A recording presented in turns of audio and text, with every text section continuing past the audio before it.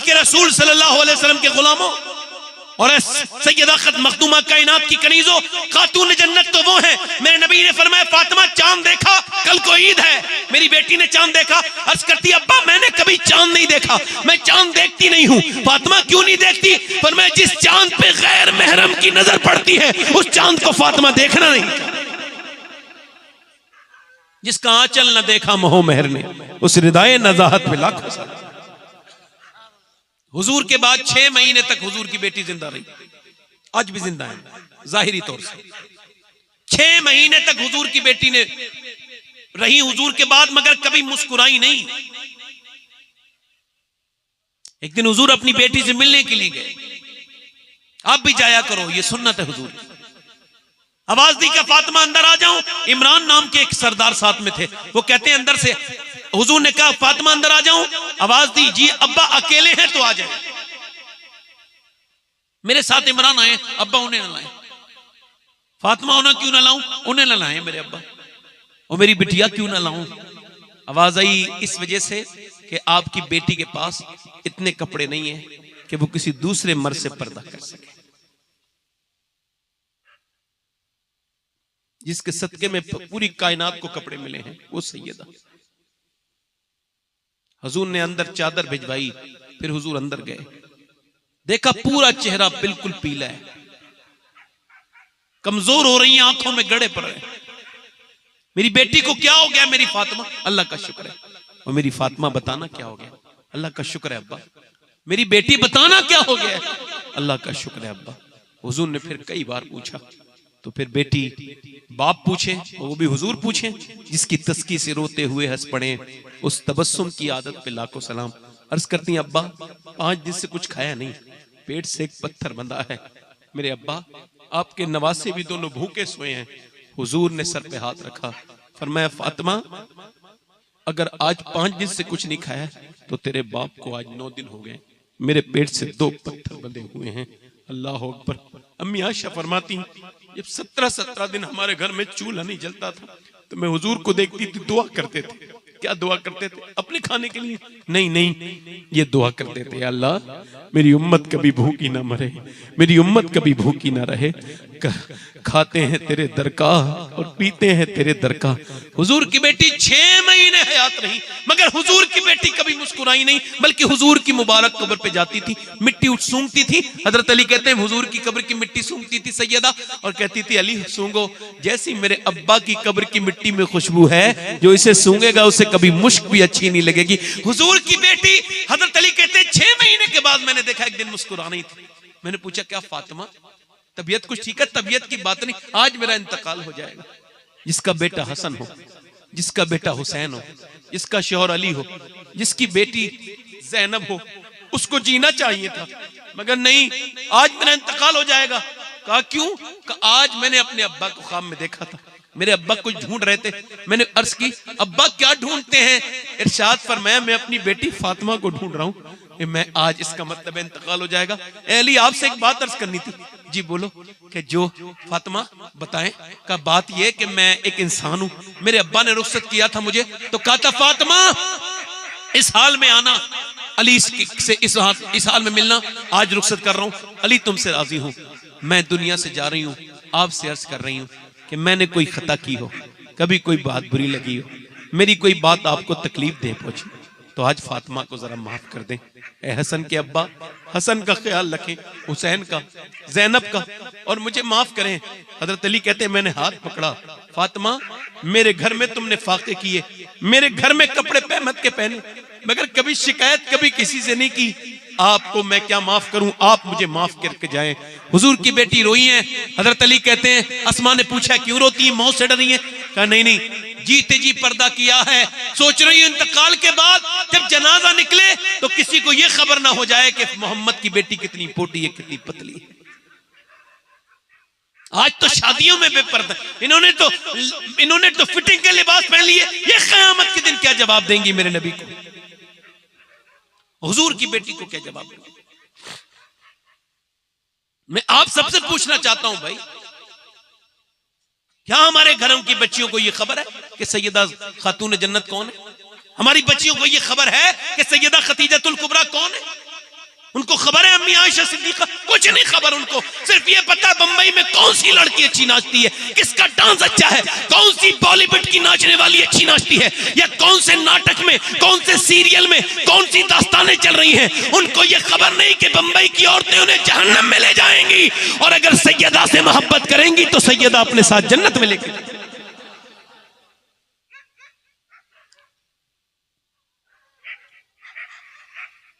अल्लाह ताला आपको सलामत रखे। बस 5-10 मिनट की गुफ्तगू और रह गई है। देखो नौजवानों, अपनी बहनों को जाके मेरी बातें बताना जो मैंने आपको बताई। मेरी बहनें अगर सुन रही हो तो जिंदगी कोई मुख्तसर है, जवानी खत्म हो जाएगी, तुम्हारे जिस्म की जवानियां खत्म, और जब बुढ़ापा आएगा तो ये गुनाह तुम्हारे बाकी रह जाएंगे। याद रखना मेरी बहनों इस बात को। ये तुम्हारे फिटिंग के लिबास, ये सब हराम है। इसको कभी गौर किया आपने कि मर्द यहां तक अल्लाह अकबर कहता है, औरत को बस यहां हुक्म है कि वो यहां तक लाए, हाथ बांध ले। क्यों? मर्द के जिस्म की बनावट और है, औरत के जिस्म की बनावट और है। अल्लाह ये नहीं चाहता कि नमाज पढ़ते में भी औरत बेपर्दा हो, इसलिए मर्द का तरीका अलग कर दिया, औरत का अलग कर दिया। जब अपनी बहन बेटी को टाइट लिबास में देखो तो तुम्हारा हक है, टोक दिया करो। अपनी बीवी को देखो तो टोक दिया करो कि ऐसा लिबास ना पहनो जिससे तुम्हारा जिस्म जाहिर हो।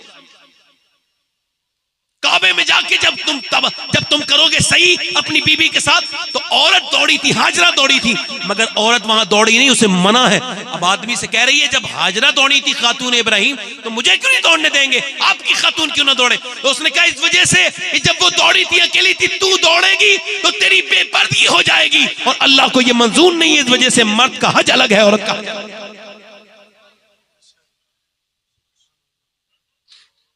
और नौजवानों, एक बात आपसे भी अर्ज करके आखिरी बात, सैयद साहब बैठे हैं तो आखिरी बात कर रहा हूं, ये खत्म करता हूं तकरीर अपनी 5 मिनट। जो जिस हाल में उठेगा, जो जिस हाल में मरेगा उसी हाल में उठाया जाएगा। मैं कोई तकरीर नहीं कर रहा हूं। इमाम हसन बसरी के पास एक आदमी आया, हाफिज कुरान था, सबसे टनाटन मजबूत पूरे बसरा का, हजरत अली के शागिर्द का हाफिज कुरान शागिर्द, हजरत अली के शागिर्द इमाम हसन बसरी, और उनके शागिर्द वो कुरान हाफिज कुरान, मुरीद उनके। बड़ा मर्तबा हो गया ना, छोटे मर्तबे का आदमी तो नहीं वो, मगर वो एक दिन आके बोला हुजूर मैं बर्बाद हो गया। क्या हुआ? कल एक लड़की का पीछा कर रहा था, मुसलमान थी, उसने मुझे देख के कहा तुझे शर्म नहीं आती, मुसलमान होके हाफिज कुरान होके मेरा पीछा करता है? कहते उसने इतने लफ्ज कहते हुजूर तब से मुझे पसीने आए, और ऐसा अल्लाह मुझसे नाराज हुआ कि अब मैं कुरान पढ़ना चाहता हूं तो एक आयत भी मुझे याद नहीं। मेरे सीने से कुरान छिन गया, और हुजूर कुरान छिना है, कहीं मेरा ईमान न छिन जाए। मैं नौजवानों से पूछता हूं, उन लोगों से जो कुरान तो पढ़े हुए हैं, मगर फेसबुक तो 2 घंटे देख लेते हैं, मगर 10 मिनट भी वो कुरान नहीं पढ़ पाते, इसका मतलब क्या है? वो बर्बाद हो चुके हैं। फेसबुक पे कितनी बहस कर ले, मगर जमीर के अंदर बहस नहीं कर पाएगा अपने जमीर से। इंस्टाग्राम पे तेरे कितनी फॉलोइंग हो जाए, तेरी 3-3 घंटे तू देख ले, मगर याद रख, क्या इंस्टाग्राम पे गंदी वीडियो देख करके कब्र में जाने वाले उन आंखों से हुजूर को पहचान पाएगा जिससे गंदी वीडियो देख के गया है? बोल मेरे भाई। इमाम हसन बसरी का शागिर्द, मुरीद इमाम हसन बसरी, उसकी ये बात सुन के बेहोश हो गए, इतना रोए, और फरमाया अब तक मेरी नजर में जितने लोग भी बेईमान होके मरे वो सब बदनिगाही करते थे, उनकी निगाहें पाक नहीं थी, उनकी आंखों में हया नहीं थी। मैं कोई मजाक नहीं कर रहा हूं। जब आप मरोगे तो मेरी बात समझोगे कि ये बात भी ठीक बात कहता था, उसकी बात हमने समझी नहीं, मजाक उड़ा दी, तकरीर समझी उसकी बात, अगर तकरीर नहीं कर रहा हूं आपसे, लफाजी नहीं कर रहा हूं मेरे भाई। मैं तो आपसे पूछ रहा हूं, ये तुम्हारी आंखें नहीं, ये तो हुजूर ने फरमाया आंखें इस वजह से बनाई अल्लाह ने कि इससे अल्लाह का दीदार हो, मगर यही आंखें कयामत के दिन अगर ये अर्ज कर दे मालिक तूने दिया तो था इस वजह से कि तेरा दीदार करें, मगर इसने इतना गंदा कर दिया कि अब तुझे देखने के लायक नहीं। उन्हें न देखा तो किस काम की है ये आंखें कि देखने की है सारी बाहर आंखों में। सोते हो तो मोबाइल देख के, उठते हो तो मोबाइल देख के। यहूदियों ने तुम्हें पूरी तरह से गिरफ्त में ले लिया अपने, उन्होंने हमारी तन्हाइयां बर्बाद कर दी, कहीं का नहीं छोड़ा मुसलमानों।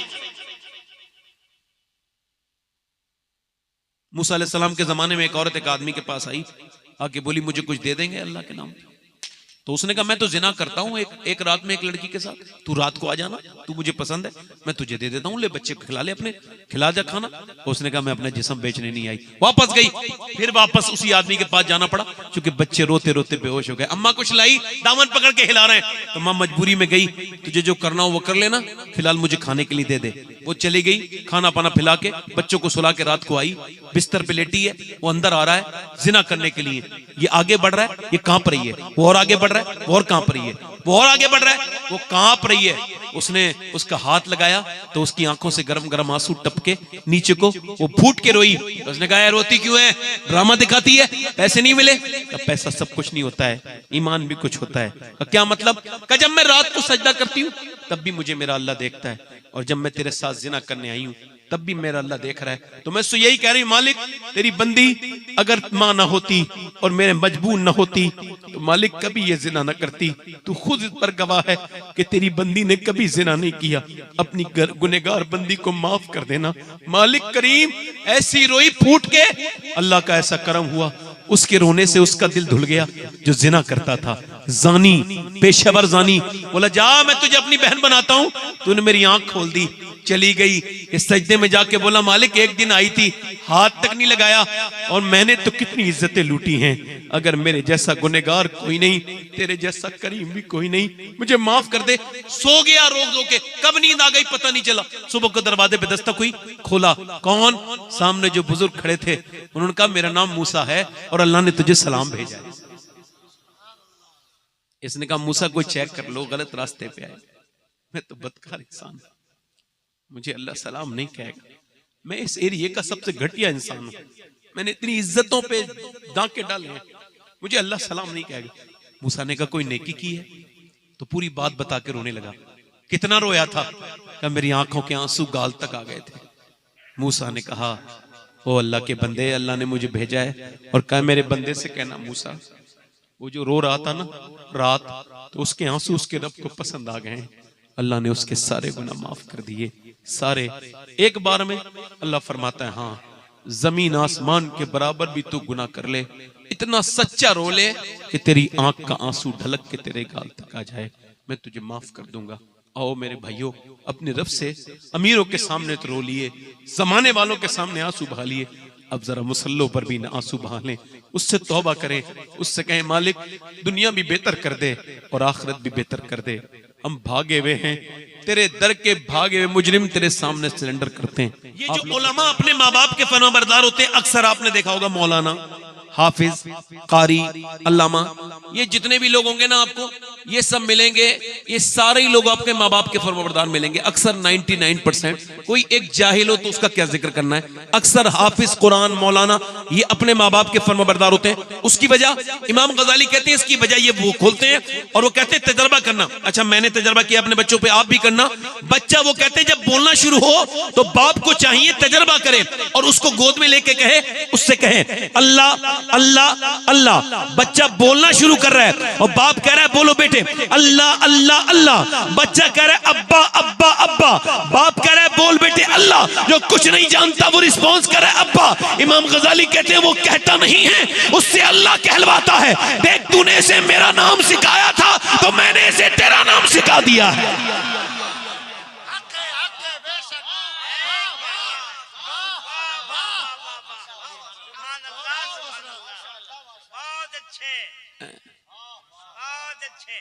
इसी वजह से पहले जो लोग जब शादी करते थे तो वो अपनी फैमिली प्लानिंग की वजह से वो रिश्ते करने से पहले एहतियात करते थे और वो कहते थे भाई रिश्ता तो कर लेंगे मगर पहले छानबीन कर लेंगे। अब होती है छानबीन? नहीं, अब तो बस दौलत होनी चाहिए। लड़की के 1000 ऐप उसके बाप की हराम की कमाई में छुप जाते हैं, या हलाल की कमाई भी हो, मैं तो इस पे शक नहीं करता कि सब ऐसी करते हैं। मगर गरीबों की बच्चियों के रिश्ते नहीं है, नेक है, शरीफ है, अल्लाह वाली है, पर्दे वाली है, पढ़ी लिखी है, उनके रिश्ते नहीं है। अमीरों की लड़कियां, उनके रिश्ते खूब है भाई। ए भाई जरा हल्के बात करो, माइक वाले भाई, थोड़ा सा हमारा जहन डिस्टर्ब हो रहा है, आप बोलो मत, बड़ी आपकी मेहरबानी, अल्लाह आपको खुश रखे, इनके लिए दुआ करो। अब मेरी तरफ देखें, मैं आपसे अर्ज कर रहा हूं, इसका मतलब यह है कि पहले लोग समझदार थे, वो कहते थे, उनको खबर थी एक खराब औरत की अगर एंट्री घर में हुई तो वो नस्ल कोई बर्बाद कर देगी। एक बेहया घर में आई तो फिर हमारी पोतियां नवासियां सारी बेहया हो जाएंगी। इसी वजह से लोग कहते थे नानी तक चेक करो, अब नहीं चेक करते, अब तो हाजी भी है ना, अल्लाह ने नवाजा भी है, फिर भी कहते हैं मेरी टक्कर का आदमी होना चाहिए भाई, और फिर उससे कहते हैं भाई हमें कुछ चाहिए नहीं, 1000 बाराती आएंगे, आपने उन्हीं की खिदमत कर देनी है।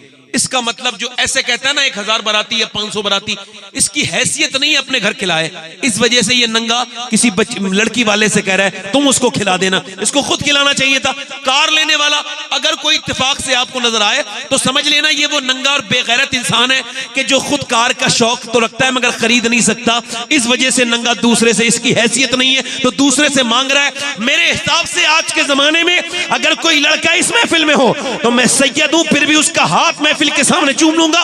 वो अगर कोई ऐसा लड़का हो जो ये ऐलान करे कि मैं शादी करूंगा मगर बगैर किसी जहेज के, और बिल्कुल बिल्कुल सादा शादी जैसे मेरे नबी पाक की सुन्नत है, मस्जिद में बैठ के बगैर किसी जहेज के शादी करूंगा कोई नेक लड़की से, तब उसका बाप पूछे रिश्तेदार क्यों, का इस वजह से कि मुझे अपने इमाम का ये शेर समझ में आ गया है। का कौन सा शेर, का ये शेर, कौन देता है देने को मुंह चाहिए और देने वाला है सच्चा हमारा।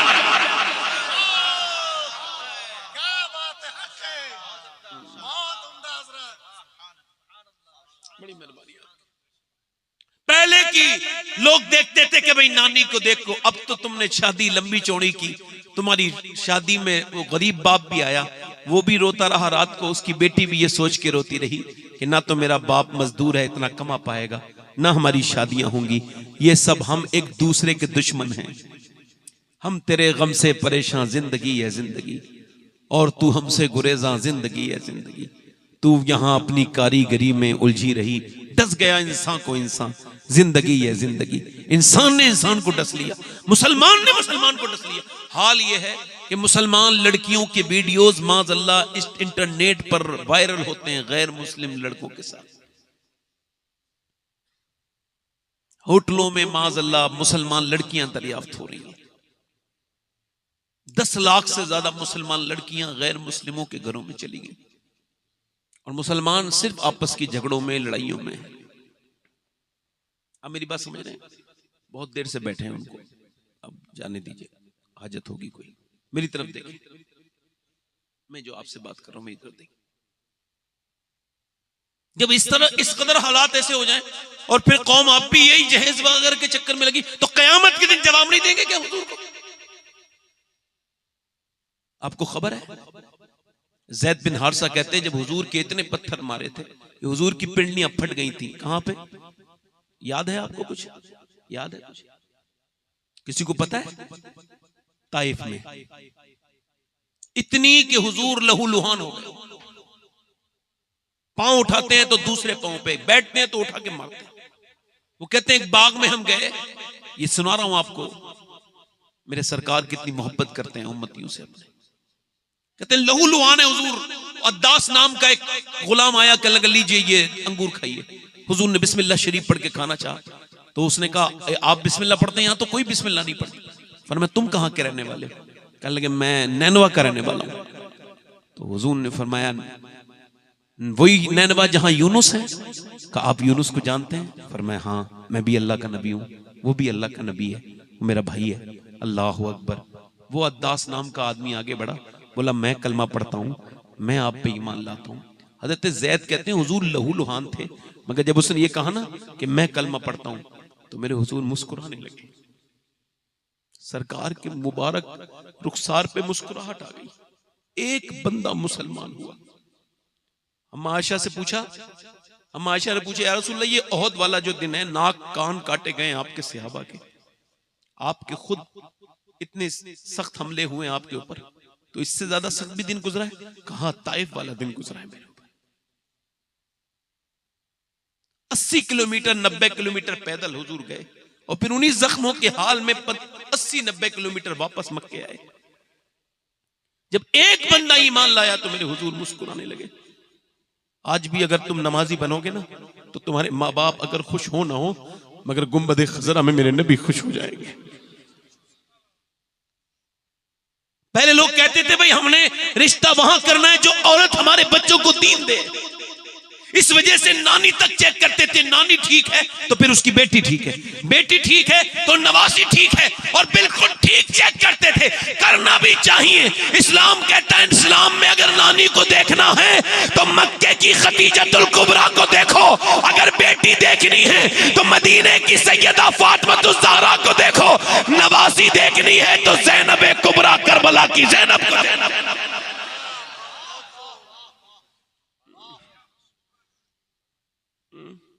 अब हमारे यहां तो ये आला हज़रत फरमाते हैं औरत अगर अपने बच्चे को दुरूद पढ़ के सुनाए जब वो दुरूद दूध पिला रही हो, तो देखें आप दाल पर गौर करें, दाल पर फरमाते हैं जब वो दुरूद पढ़ के सुनाए, अगर दुरूद दूध पिलाते वक्त, तो फरमाते हैं अल्लाह उसके बच्चे को आशिक रसूल बना दे।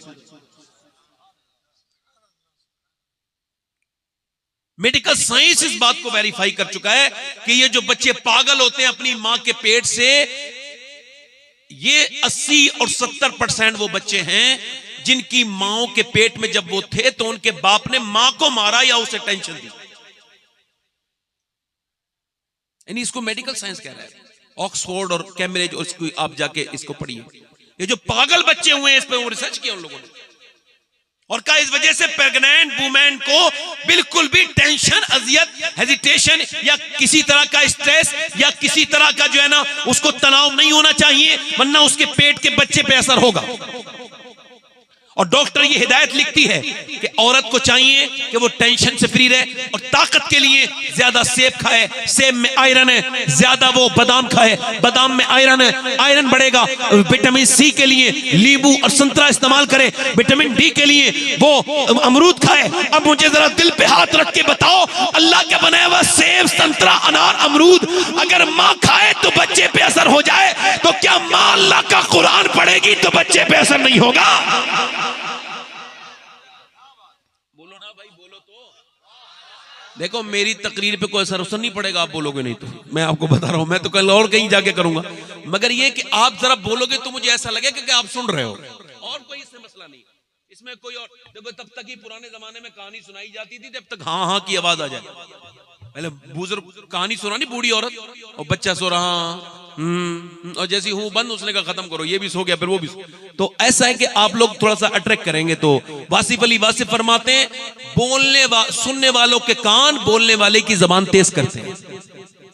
तकरीर होती नहीं है, इसी वजह से जहां अच्छा ज़ौक होता है वहां अच्छे मुकर्रीन, अच्छे छोरा पैदा होते हैं, बस ज़ौक इलाकों में नहीं होते। आप जरा जोर से बोले सुभान अल्लाह। भाई अगर शायरी सुनने वाला अगर बादशाह हो तो फिर गालिब और ज़ौक जैसे लोग पैदा होते, तो हो जाएगा नहीं। अब मेरी तरफ देखें जरा, जोर से बोले सुभान अल्लाह। एक माँ अगर आ जाए ठीक तो सुभान अल्लाह, फिर क्या नहीं हो जाए। ये गैर मुनक़सिम हिंदुस्तान की तकसीम बहुत बड़ा ये बुरा काम था जिसने किया। बदबख्त इंसान वो जो मर गया, बदबख्त उसने किया जिना, उस पर लानत हो बदबख्त पर, उसने बड़ी बदतमीजी की। ये हिंदुस्तान तकसीम होने से पहले, ये तकसीम होने से पहले एक चौधरी साहब थे, उनके 100 नौकर थे, 1000 बीघा जमीन, बड़ा चौधरी, और 2 बीबियां थी। उन्होंने तीसरी शादी कर ली, और तीसरी बीबी उनको ठीक मिल गई। कभी कभी बीबी ठीक भी मिल जाती, उनको तीसरी ठीक मिली। अच्छा क्यों कह रहा हूं? चूंकि नमाजी थी। जल्दी बोलो, कैसी थी बोलो? उसका अब्बा नमाजी, उसकी अम्मा नमाजी, उसके भाई नमाजी, सब नमाजी। यहां आप कोई नमाजी नहीं पढ़ता है, और वो बेचारी घुटन होने लगी, उसको परेशानी होने लगी, मगर उसने कोई बौखलाहट नहीं दिखाई। अपनी बेवकूफ नहीं थी, वो नमाजी थी मगर बेवकूफ होते हैं कुछ नमाजी, वो बेवकूफ नहीं थी। उसने अपनी सौतनों को ताने देने शुरू नहीं किए, मैं नमाज पढ़ती हूँ तुम नहीं पढ़ती। ऐसे कुछ नमाजी भी होते हैं जो अपने अलावा सबको जहन्नमी समझते हैं, ये खुद असल में जहन्नमी होते हैं। जो दूसरे की जन्नत में शक करें उसकी खुद की जन्नत में शक होता है। मोमिन तो ये चाहता है कि हुजूर के सारे उम्मती जन्नत में चले। समझ आ रही है आपके? कुछ आ रही है आपके? हाँ बेटे आप भी बोलो जरा, बोलोगे ना तो मर्तबा बढ़ता है हुजूर के नाम पे बोलने से, कम नहीं होता है ना। ए हाफिज लोगो भाई, कुर्रा हजरात, आप भी बोलो, आप जरा जोर से बोलो सुभान अल्लाह। भाई ऐसा नहीं आपकी पगड़ी बंदी है, हमारे आपसे पहले बंद गई है, दिल लगा के बोलो जरा सुभान अल्लाह।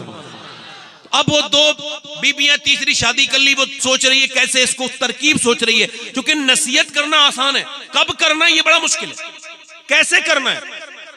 इसी वजह से लोग नसीहत करके और उलझ जाते हैं कभी कभी। ऐसी नसीहत नहीं करनी चाहिए। अब सुनिए उसने क्या सोचा कि चौधरी अगर नमाजी बन गया तो सारे लोग घर में नमाजी, तो उसने ये किया कि चौधरी को देखा दूध लेके जाता है नौकर, तो कहा नौकर तुम लेके नहीं जाओगे दूध, नौकर से कहा मैं लेके जाऊंगी। दूध लेकर के गई, खुद औटा के बेहतरीन बादाम शदाम में बेहतरीन औटा के, और बोली लीजिए चौधरी साहब ये दूध आप पी लीजिए। चौधरी ने दूध लिया, कहा तुम मेरी दो बीबियां हैं वो कभी लेकर नहीं आई, तुम क्यों लेके आई हो। कहा चौधरी साहब छोड़िए ना, आप मेरे शौहर हैं, आपका हक मुझ पे ज्यादा है, मेरा ज्यादा हक बनता है आपकी खिदमत करने का, नौकर का थोड़ी बनता है। आप लीजिए दूध पीजिए। अच्छे से बात की, उसने दूध पी लिया। कह लगी जरा मैं आपके पांव भी दबाना चाहती हूँ। कहा क्यों। कहा मैं अपने घर पे अपने माँ बाप की खिदमत करती थी, अब आपकी मुझ पे लाजिम है, लिहाजा उसने पांव दबाने शुरू किए। दबाते दबाते इतनी बेहतरीन तरीके से दबाए, कुछ लोग दबाते तो और दर्द कर देते हैं, उसको पॉइंट मालूम तो उसने दबाए।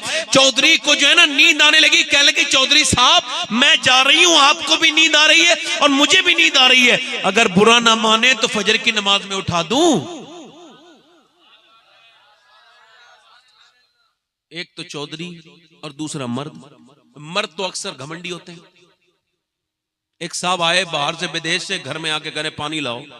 मैं अगर लगा तमाम दुनिया का तुमने सामान उठाया इधर से उधर, एयरपोर्ट पे यहाँ वहां, ये 4 कदम पे हुक्म क्यों चला रहे हो। कहने लगे जहां दादागिरी चलती है चलाने में अच्छा लगता है, इंसान जहां चलती है चलाता जरूर हो। हुजूर ने फरमाया तुम में बेहतर वो है जो अपनी बीवी के लिए बेहतर। जल्दी बोलो यार। अब एक तो वो मर्द और दूसरा वो चौधरी, बोले तू मुझे समझाएगी, भाग यहां से। उसने उसकी बेइज्जती कर दी, है ना। अच्छा ये बताओ जिसने किसी ने गाली सुन ली उसकी बेइज्जती हो गई ना। हमारे यहाँ यही भाव चल रहा है ना, यही हिसाब से चल रहा है ना हमारे, यही मुआशरा है हमारा। कोई किसी को गाली दे तो उसकी बेइज्जती हो गई जिसने सुनी। ले गाली बकने वाला इज्जत वाला है, जो सुन के जवाब ना दे वो बेइज्जत है। ये पुराना ये उल्टा कैसे बात बनेली गुलद रहे हैं भाई, ये क्या मामला है भाई। कोई अगर जाहिल है और मैं जाहिल नहीं हूं तो उसकी इज्जत है, मेरी नहीं है। जब कोई मेरे साथ बदतमीजी करे और मैं भी बदतमीजी करूं तो मुझ में उसमें क्या फर्क रह गया। जब कोई आपके साथ बदतमीजी करे तो मतलब वो आपको अपने मियार पे लाना चाह रहा है। खामोश रहना, जवाब ना दो, क्योंकि इन जाहिलों की देने से इज्जत नहीं मिलती। सुनो अल्लाह ने उस अबू जहल को इज्जत नहीं दी जो गालियां बकता था, अल्लाह ने उस अबू बकर सिद्दीक को इज्जत दी है जो गालियां सुन के खामोश रहे। इज्जत वाला वो नहीं जो गालियों पे जवाब, उसने उसे कोई जवाब नहीं दिया, औरत वो कुछ खामोश रही चली गई, मगर रास्ता नहीं रोका, रास्ता नहीं बदला। और दूसरे दिन फिर आई, मजबूत मुबल्लिगा थी, आके लेके आई दूध। कह लीजिए चौधरी साहब फिर नमाज के लिए गाओगी। कहा देती हूँ चौधरी साहब, आप फिलहाल दूध तो लीजिए। उसने दूध लिया और पीना शुरू कर दिया। कहा फिर पांव दबाना चाहती हूँ। कहा नमाज के लिए। कहा मैं देखूंगी, फिलहाल मेरा हक तो ना छीने। पांव दबाती रही। चौधरी को भी नींद आ गई। फिर इसने हिम्मत की और बोली चौधरी साहब गुस्सा न करना, बुरा न मानना, अगर आपको जलाल ना आए तो सुबह फजर में नमाज के लिए उठाऊं। अभी लफ्ज पूरे नहीं हुए थे, आओ देखा ना ताओ, एक जोर से लात औरत के मारी, ऊपर पलंग पे बैठी थी, नीचे गिरी, मुंह उसका पत्थर में लगा, मुंह फट गया, मुंह से खून के कतरे नीचे को जारी होने लगे और मुंह से खून के कतरे नीचे को गिरने लगे। मगर न जाने कितनी नेक माँ की वो बेटी थी, उसकी बाप कितना शरीफ होगा, कैसी तरबियत होगी, उसका घराना कैसा होगा। एक लफ्ज भी नहीं बोला, ये भी नहीं बोला मैं तो तुझे नमाज पढ़ाने आई हूं, तू मुझे मारता है, ये भी नहीं बोली। न जाने कितनी बुलंद मर्तबे और बुलंद अखलाक की वो खातून थी। और फिर उसने रास्ता बदला नहीं, खून उस न पहुंचा। दूसरे दिन भी आई, तीसरे दिन आई, चौथे दिन आई, आती रही, जाती रही, गालियां खाती रही, वो लाते खाती रही, धक्के खाती रही, मगर रास्ता नहीं बदला। एक दिन चौधरी को कुछ रहम आया, कह लगा चौधरी ये बता, तू इतने बड़े चौधरी की बेटी है, तुझे मैं मारता हूं, गालियां देता हूं, फिर भी तू बार बार क्यों आती है, आखिर तुझे कौन सा लालच है। कह लगी चौधरी साहब लालच कोई नहीं है, बात ये मैं नमक हराम नहीं हूं, नमक हलाल हूं। चौधरी तेरा नमक खाती हूं, अगर तू बेनमाजी रहा तो मेरे नबी फरमाते हैं बेनमाजी जब मरेगा तो प्यासा होके मरेगा, और ऐसी प्यास लगेगी कि सातों समंदर का पानी पी ले, उसकी प्यास तो नहीं बुझनी ना जो नमाज नहीं पढ़ता। चौधरी बेनमाजी कयामत के दिन फिरौन के साथ नमरूद के साथ खड़ा होगा, जहन्नम की नीचे के हिस्से में होगा बेनमाजी, और जहन्नम बड़ी खतरनाक है। अगर कोई पत्थर फेंका जाए जहन्नम में तो 70 साल लगेंगे उसकी तह तक पहुंचने में। चौधरी तू बेनमाजी हुआ और तू ऐसी मरा तो मेरे बच्चे भी बेनमाजी बनेंगे। मुझे और कोई लालच नहीं, बस अपने बच्चों को जहन्नम से बचाना चाहती हूँ और तुझे जहन्नम से बचाना चाहती हूँ। इसी वजह से तेरी मार भी खाती हूँ, तेरी गालियां भी बर्दाश्त करती हूँ। मुझे और कोई परेशानी नहीं और कोई लालच नहीं। उसने नजर नजर में ही ऐसे भले सुखन कहे, मैंने तो उसके पाँव में सारा कलाम रख दिया। औरत ने जब ऐसा कहा मर्द उसके दिल पे असर हुआ चौधरी के, बोला सुबह तुम नहीं उठाओगी मुझे, मैं तो बस सुबह को उठा दूंगा, मैं आपको सुबह उठा दूंगा, तुम सुबह मुझे मत उठाना। चौधरी ने जब अपनी बीबी को उठाया और जब नमाज में गया, जब वो सजदे में गया तो औरत भी वुजू करके जब सजदे में गई तो जज्बात को काबू न कर सकी और रोने लगी और कहने लगी मेरे करीम मेरे रहीम तू बेहतरीन जानने वाला है, तू बेहतरीन कदरदान है, तुझको मालूम है मैं कितनी पिटी हूँ, कितनी गालियां खाई हैं, कितनी तकलीफें बर्दाश्त की हैं, तब मेरा आदमी यहाँ तक आया है। मालिक मैंने कितनी तकलीफें सही है, मालिक यहाँ तक लाना मेरा काम था, मेरे आदमी को बदलना तेरा काम है। मेरे करीम मेरे आदमी के दिल को बदल दे, ऐ मेरे रब उसके दिल को बदल दे। मैं कमजोर हूँ, तू बेपनाह ताकत भला है, तू दिलों को बदलने वाला है। मेरे करीम अपने कर्म की भीख अता कर दे। औरत ऐसी रोई कि अल्लाह ने उसके मर्द का दिल एकदम बदला और फिर उसके बाद उसने कभी तहज्जुद तक की नमाज कज़ा नहीं की, बल्कि अपने घर में एक बेहतरीन मस्जिद बनवाई, एक बेहतरीन पढ़ाने वाला मौला आलिम रखा, उसने बेहतरीन मसाजिद बनाई, उसके 100 नौकर नमाजी बन गए, उसकी बीवियां उसके बच्चे पूरे इलाका उसे देख के नमाज पढ़ने लगा। उसने गांव-गांव में अपने पैसे से मसाजिद बनवाई और एक औरत ने पूरे इलाके के माहौल को तब्दील करके रख दिया।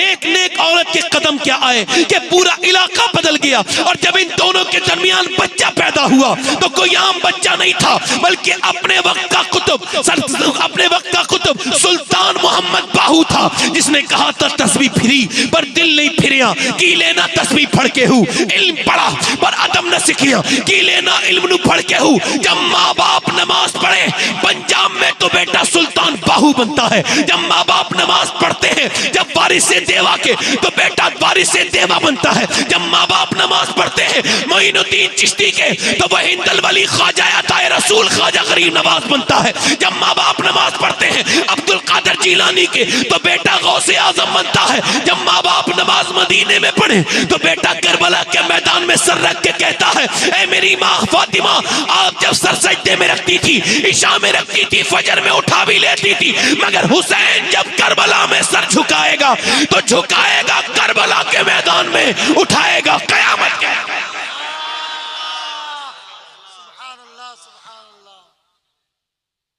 कहां गई वो माएं, कहां गए वो कुरान पढ़ने वाले जो अपने घरों में पढ़ते थे। अब तो कुरान की जगह भी ताबीज वालों ने ले ली है। बुरा न मानना मैं ताबीज की बरकत का मुनकिर नहीं, मगर ये जो बेजा काम हो रहा है इससे मुझे थोड़ा बहुत सख्त एतराज है। एक साहब मुझसे बोले मेरे घर में जादू है, मैं उनके घर खाना गया था, मैंने कहा भाई मैं तो ये पैमाना नहीं जानता जादू नापने वाला, मुझे तो नहीं खबर, मैं तो एक आम इंसान हूँ, मुझे कैसे खबर। कहने लगे चलिए अंदर। उसकी बीबी ने फिर वो ताबीज़ात वगैरह भिजवाए, ये फलां का मियाँ का ताबीज़, ये फलां हजरत का, ये फलां का, हमने इसको मोम जामा किया, इसमें हमने खुशबू लगाई, मगर हमारे घर में कोई फ़र्क नहीं हुआ। मैंने कहा ज़रा कुरान शरीफ उठाइए। कुरान जब उठाया तो उसके ऊपर गर्द जमी थी, धूल जमी थी। मैंने उसे खोला और जब पढ़ा तो मेरी आंखों में कुछ आंसू अल्हम्दुलिल्लाह आए, मैं रोने लगा। तो उसने कहा क्यों रोते हैं? मैंने कहा भाई इस वजह से रो रहा हूँ जहाँ मियाँ के ताबीज़ की इतनी कदर होती हो और जहाँ अल्लाह के कुरान पे धूल जमी हो, वो घर बर्बाद नहीं होंगे तो आबाद थोड़ी हो जाएंगे। अल्लाह को सारी आवाजों में सबसे अच्छी आवाज कुरान पढ़ने वाले की लगती है। कुरान जहां पढ़ा जाए वहां बरकत ही बरकत है। नबी की बेटी से सीख ले, तालीम कुछ है हुजूर की बेटी के, हमारी बेटियों के पास? इकबाल ने कहा कितनी खूबसूरत घर बना लो मगर वो घर बर्बाद होकर रहेगा जहां सैयदा फातिमा का जिक्र नहीं होगा। इस वजह से कि घर बनता है औरत से, औरत बनी है हया से, और हया है सैयदा फातिमा से। अब जब उनका ही जिक्र नहीं है तो फिर किसका जिक्र है? सैयदा उम्मे सलमा फरमाती हैं, मैंने देखा और मदीने की औरतें लोरियां सुनाती थी, अरबी गीत सुनाती थी, मगर फातिमा ने हसन हुसैन को कभी अरबी गीत और लोरियां नहीं, वो जब भी सुनाती थी कुरान शरीफ की तिलावत पढ़ के सुनाती।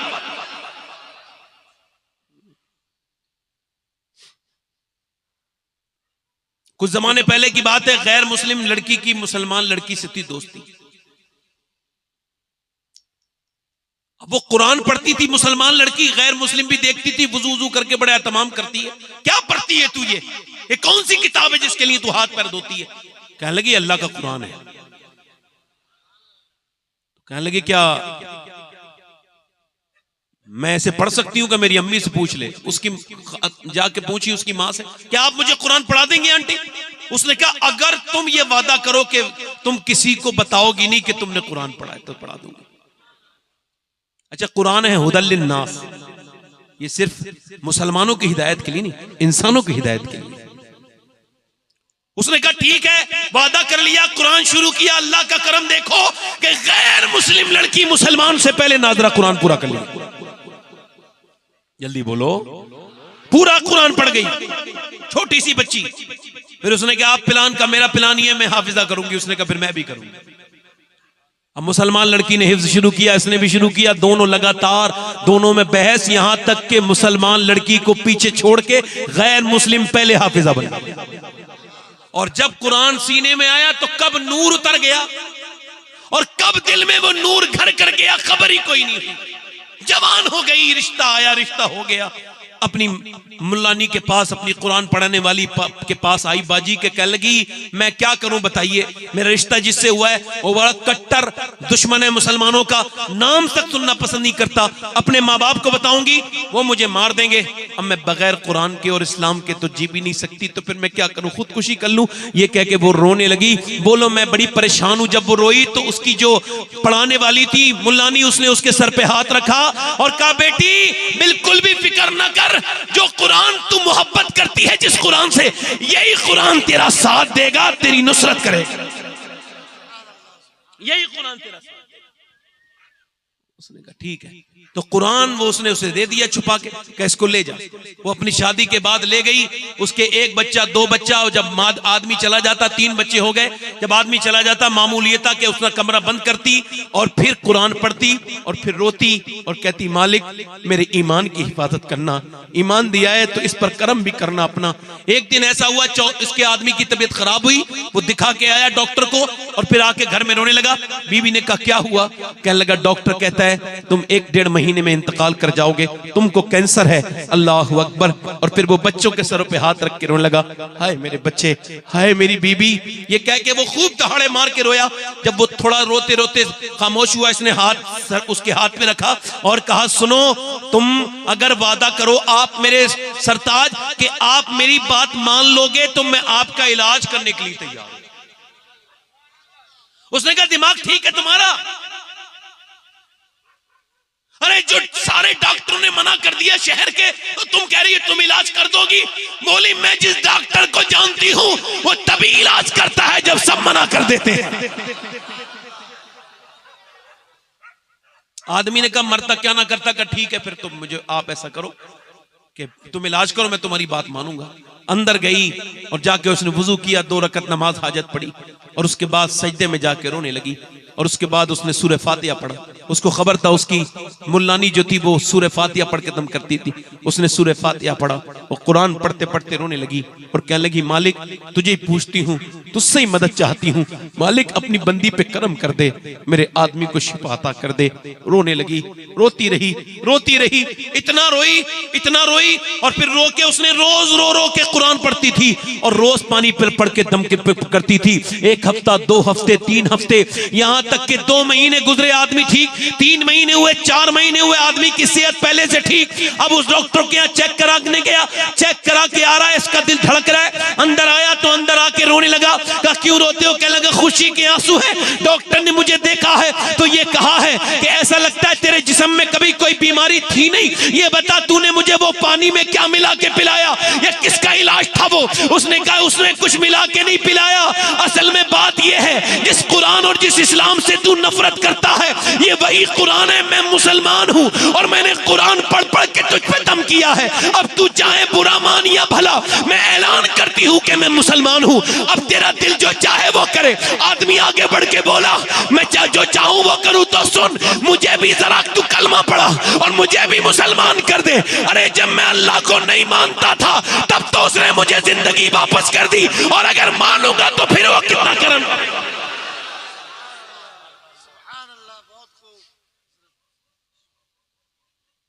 मगर आज के जमाने की लड़कियों से ये मुमकिन नहीं कि वो लड़कियां अपने कोई अच्छे बच्चे देंगे मुआशरे को।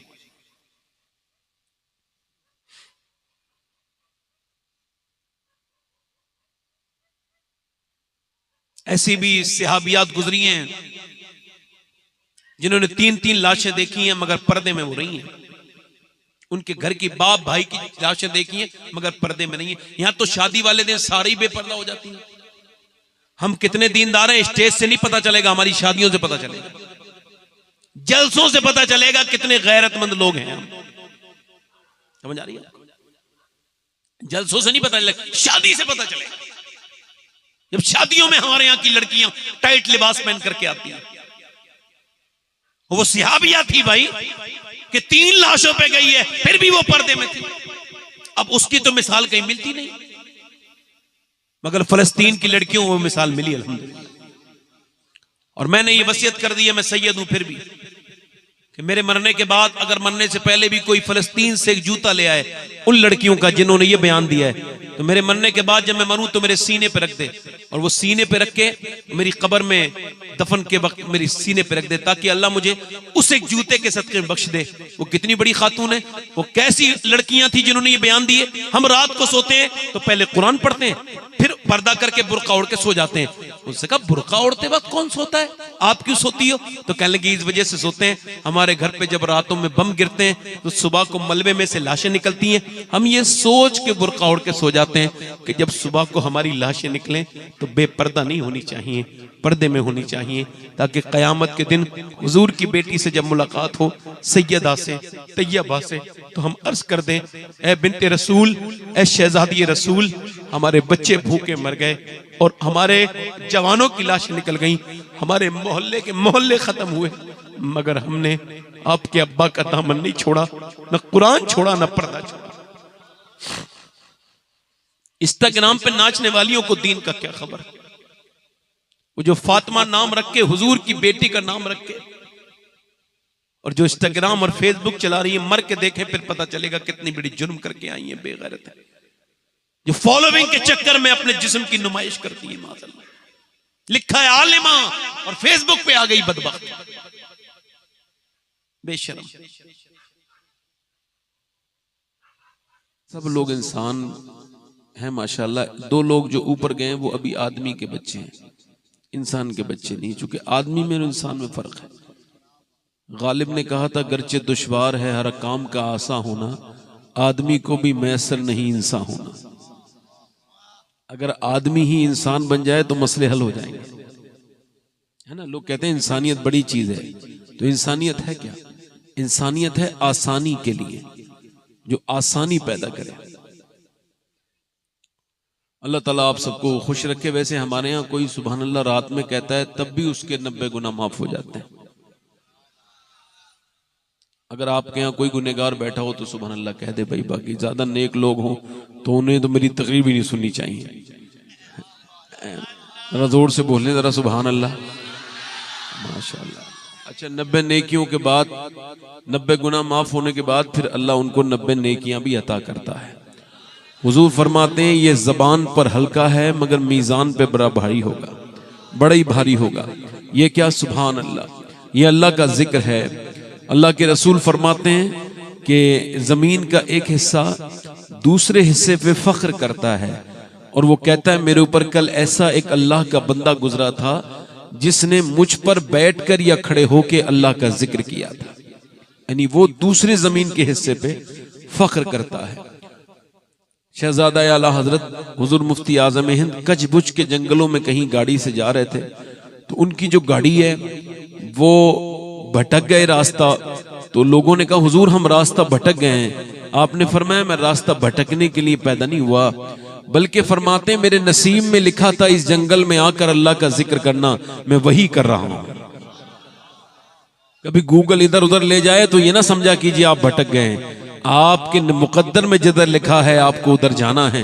तो जब आप गुजरे तो कभी आप किसी पेड़ को गवाह बनाइए और अल्लाह का जिक्र कर दीजिए। इंसान को अल्लाह ने अपने जिक्र के लिए ही पैदा किया है। इतना अच्छा माशाअल्लाह हमारे मुबारक भाई ने पढ़ा है। तबीयत भी उनकी ठीक नहीं है, आज बुखार भी था, मगर बहुत अच्छा पढ़ा। आपने जितना अच्छा सुना माशाअल्लाह। हमारे सैयद शागिल इमाम साहब बड़े अच्छे खतीब हैं, उनकी तकरीर भी आपने सुनी होगी। मैं तो आज भी नहीं सुन पाया और उस दिन भी नहीं सुन पाया, और बड़े अच्छे इंसान हैं, अल्लाह ताला इनको सलामत रखे। मैं 2-3 शेर पढ़ना चाह रहा था इस वजह से कि थोड़ा सा आपसे मेरा रैपो बेल्ट स्ट्रांग हो जाए, थोड़ा सा मैं आपसे बेतकल्लुफ हो जाऊं, इस वजह से इजाजत दें तो पढ़ दूं 2-3 शेर। इंशाल्लाह 2 ही 3 शेर पढ़ूंगा, चाहे माहौल कैसे ही रहे, है ना। इंशाल्लाह आप जरा दोनों हाथ उठा के बोलें एक मरतबा, लब्बैक या रसूल अल्लाह। माशाल्लाह बड़े अच्छे लोग हैं, अल्लाह आपको सलामत रखे। मेरी बात का आप बुरा ना मानिएगा, मगर मैंने जो बातें कहनी होती हैं मैं कह देता हूं भाई। कोई बात आपको ऐसी तो नहीं कही मैंने जो आपको बुरी लगी हो, वैसे आपको कोई लगनी नहीं चाहिए बुरी। वैसे अगर मोमिन है आप और मैं भी मोमिन हूं, तो अगर बुरी लग भी गई हो तो खत्म कीजिए उसको और जोर से बोलिए सुभान अल्लाह। इसको भाई माइक को भाई इस माइक को थोड़ा सा ठीक करें आप, बहुत अच्छा माइक है आपका। मैंने सुना है तारीफ करो तो माइक वाला अच्छा कर देता है, और अच्छा माइक है, बहुत अच्छा माइक है भाई आपका। हाँ बुराई करो तो और खराब कर देता है वो। लो वैसे इनका माइक ऐसा नहीं जिसकी बुराई की जाए। अच्छा अल्लाह ताला इनको बरकत अता फरमाए। मैं 2-3 शेर पढ़ता हूं, दिल लगा के जरा मुस्कुरा के बोले सुभान अल्लाह। मलके दो जहान है मेरे नबी की मां।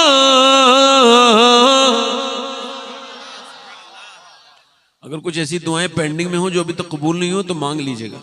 मैं सैयदा आमना का जिक्र कर रहा हूं। बुजुर्गों ने लिखा है आमना के जिक्र के वक्त अल्लाह औलादे बांटता है। सैयदा आमना की वो शान है। उसकी बात आपने किसी नबी की माँ का नाम आपको खबर नहीं होगा, खबर है इब्राहिम अलैहिस्सलाम की अम्मी का नाम? किसी को पता है यूसुफ अलैहिस्सलाम की माँ का नाम? मुझे भी खबर नहीं है, मगर जब हुजूर की जब कोई कहता है ना आमना का लाल, फौरन हुजूर की अम्मी का ख्याल आता है। क्यों? क्योंकि मेरे नबी दुआ करते थे, या अल्लाह जैसे तूने मुझे मशहूर किया है ना, वैसे मेरी माँ आमना को भी मशहूर कर दे मेरे मालिक। हुजूर की बालदा सुभान अल्लाह। मलके दो जहान है मेरे नबी की माँ। मलके दो जहान है मेरे नबी की माँ। मलकाए दो जहान है मेरे नबी की माँ। मलकाए दो जहान है मेरे नबी की माँ। और रहमत का साहिबान है मेरे नबी की माँ। रहमत का साहिबान है मेरे नबी की माँ। और चची है मुर्तजा की तो दादी बतूल की। चच्ची किसकी है? मौला अली की। चच्ची है मुर्तजा की तो दादी बतूल की। अरे रखती ये खानदान है मेरे नबी की माँ। अगर आपको लगे कि सुभान अल्लाह कहने से आपको सवाब मिलेगा तो आप एक मर्तबा कह दें। मैं फिर कह रहा हूं ज्यादा नेक लोग बिल्कुल सुभान अल्लाह ना बोले, उनकी नेकियां ज्यादा हो जाएंगी ना। हम जैसे गरीबों के लिए चाहिए कि हम सुभान अल्लाह बोले। बोले जरा सुभान अल्लाह। अच्छा सब लोग अपनी अम्मी को कहते हैं अम्मी जान, क्या कहते हैं? और अम्मी जान होती भी है।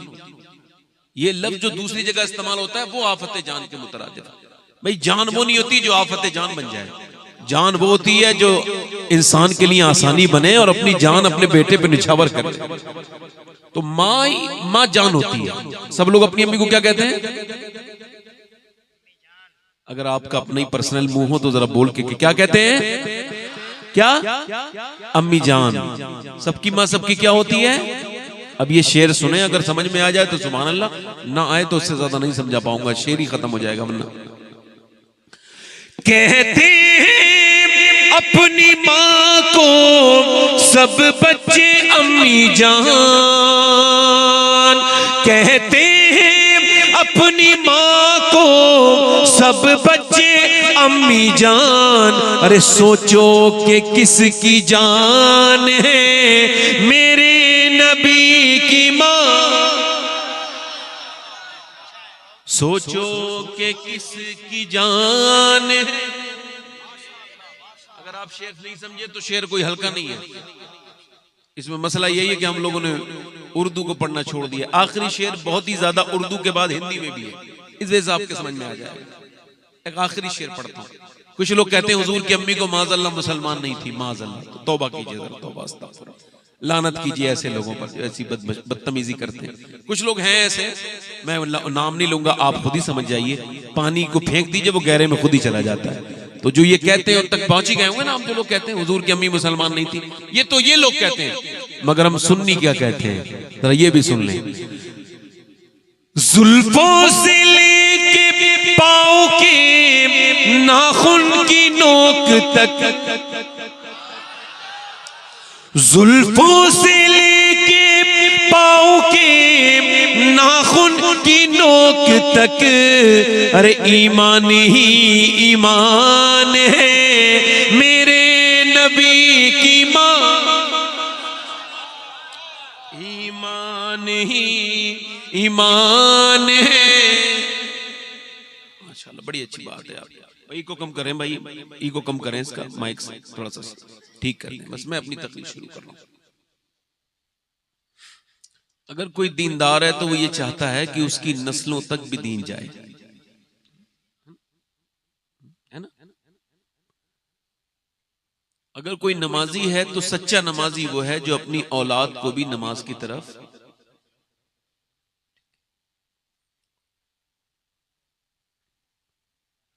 ये जो दौर है, इस दौर में मेरे हिसाब से जो सबसे ज्यादा अहमियत की हामिल बात है वो ये है कि हम अपने बच्चों की तरबियत किस तरह कर रहे हैं।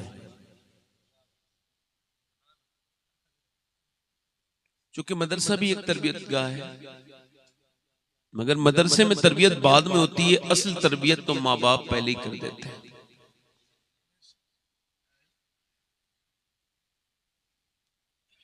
लाहौर में अच्छे नंबरों से कुछ बच्चे 150 साल पहले तकरीबन पास हुए हैं। गरीबों के बच्चे हैं, निहायती गरीब है, मगर अच्छे नंबर आए हैं। वजह उसकी यह है कि अमीरों के बच्चे कहां पढ़ पाते हैं, गरीबों के बच्चे गुर्बत को देख के मेहनत करते हैं। वो 5 और 6 और 10 साल के अंदर जितने भी लोग बच्चे हैं, वो 4-5 बच्चे, उन्होंने पूरे उस स्कूल को टॉप किया है। हैरत अंगेज तौर पर उनके नंबर आए, गैर मामूली नंबर। अब जो मैनेजमेंट है वो समझदार है, वो कह रहे हैं हम आपको पढ़ाएंगे, कौम का सरमाया, बच्चे इनको जाया नहीं होने देंगे, हम तुमको पढ़ाएंगे।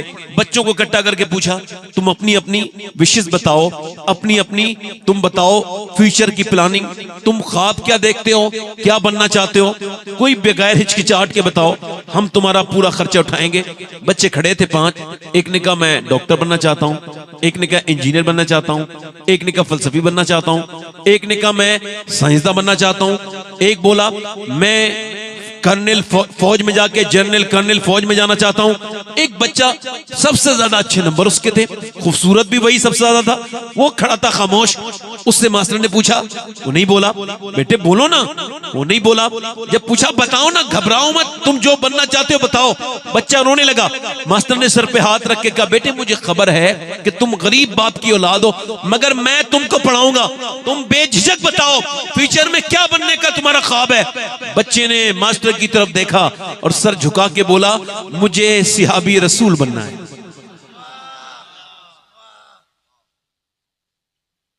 मास्टर को हैरत हुई, बेटे तुम्हें पता है सियाबी कौन होता है?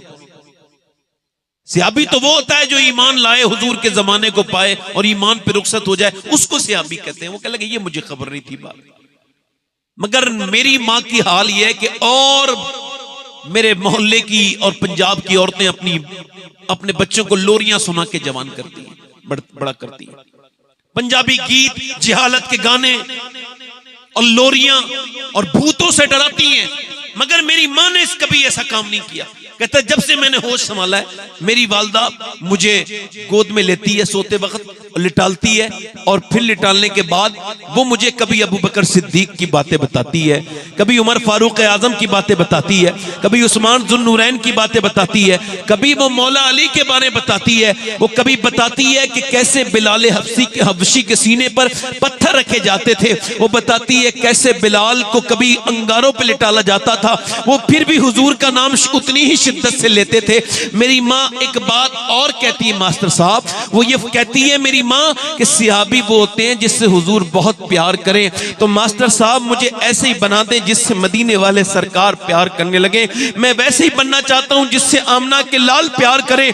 मास्टर ने बच्चे की पेशानी को चूम के कहा, मेरे लाडले सिहाबी तो तुमको नहीं बनना है, मगर तेरी माँ ने इतनी बेहतरीन तेरी नींव और बुनियाद रखी है कि तू बड़े होके बहुत बड़ा इंसान बनेगा। और उसकी बात सच हुई। बच्चा जब बड़ा हुआ तो बहुत बड़ा आदमी बना, दुनिया ने उसके नाम को जाना।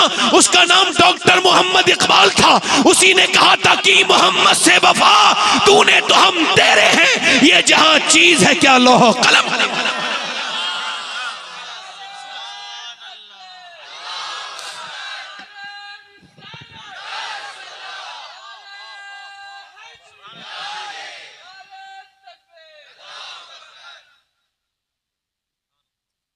वो माएं अब रुखसत होती चली जा रही हैं जिन्होंने अपने बच्चों को इश्क रसूल दिया था। अब तो बच्चा रोया नहीं, मोबाइल उसको, इधर देखो मोबाइल उसको। कैम्ब्रिज यूनिवर्सिटी ये बात कहती है कि ये जो औरतें अपने बच्चों के रोने पर उनको मोबाइल देती हैं, ये मोबाइल नहीं दे रही हैं, ड्रग्स दे रही हैं, जहर दे रही हैं।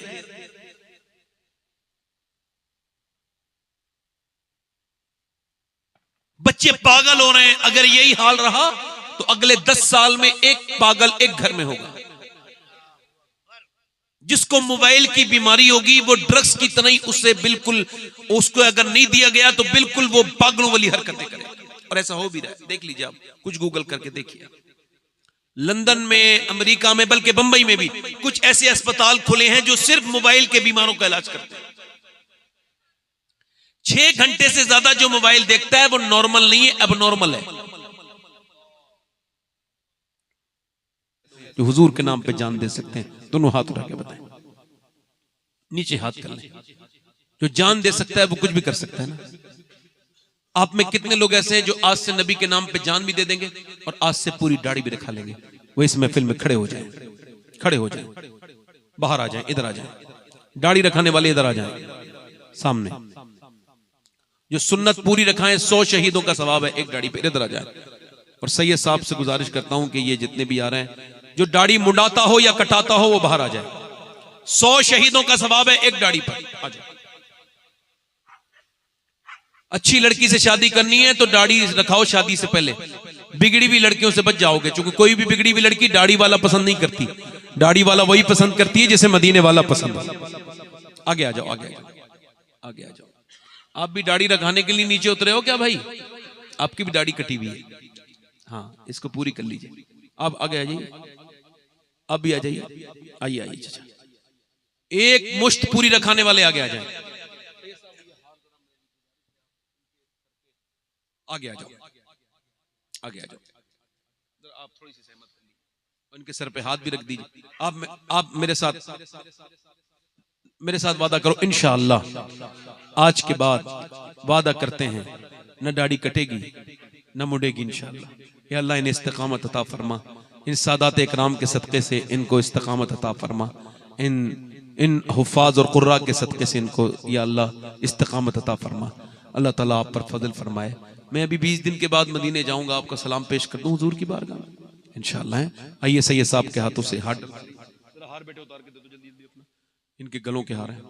तो सही साहब आप भी जरा डाल दीजिए, आप भी डाल दीजिए। आ जाओ आ जाओ आ जाओ। ये कितने 1 2 3 4 5 6 7 8 9 10 11 12 13 14 15 16 17 18 19 20 21 22 23 हो गए। सुभान अल्लाह। आप कितने अच्छे लोग हैं, सुभान अल्लाह। दिल आपके कितने अच्छे हैं। इनके हमारे भाइयों की आंखों में आंसू हैं तो ये इसका गवाह है कि ये तौबा कर चुके हैं। अल्लाह ताला कबूल करे।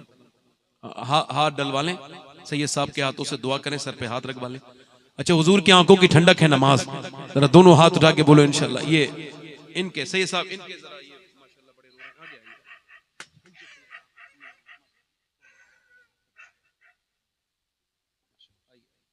सब ये सब इंशाल्लाह। हुजूर की आंखों की ठंडक है नमाज। इंशाल्लाह वादा करें नमाज पढ़ेंगे इंशाल्लाह, दोनों हाथ उठा के इंशाल्लाह। है इंशाल्लाह।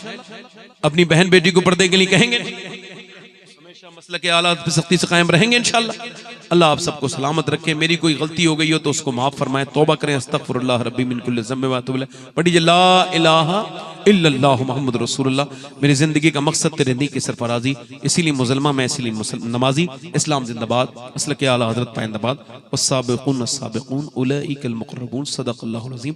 आइए खड़े हो जाइए, सलातो सलाम पढ़ लीजिए।